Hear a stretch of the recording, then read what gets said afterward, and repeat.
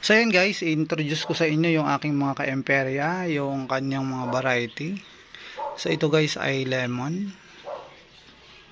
Yan. So bagong ano lang ito. Okay. Bagong suloy niya. And then meron tayong black pink na ka-emperya. So ikutin natin. Ayan. So ito yung kanyang variegation. So meron din tayong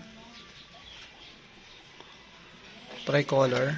So ito po kasi pagka nagiging ganito yung tricolor natin, nagiging yung kulay niya, nag-iiba pag mature ang kanyang dahon.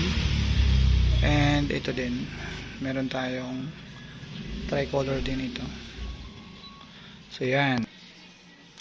So yan guys, ito din. Ayan, as you can see, napaka healthy naman niya. So tricolor din ito. Inano ko kasi ito,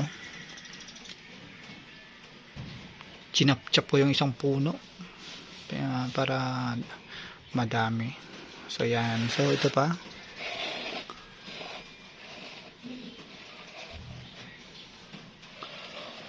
Yan. So yung tricolor ko mga 5 puno yan. Ayan. So ito pa pala yung isa. Yan, tricolor din ito. And meron tayong ito guys. According dun sa seller ay orange magenta daw ito. Medyo lang talaga yung kanyang dahon. Mabilis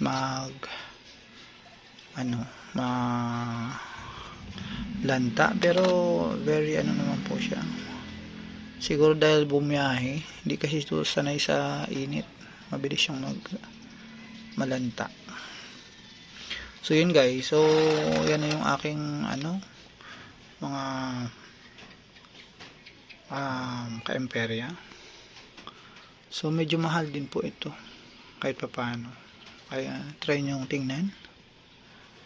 So yan, possible ibebenta ko ito ng 399 to 499 kasi yung mayabong nito libo na eh. So yan guys, ayan, tanim tayo ng ka-emperya. Ang ganda ng bulaklak nito. Yun lang.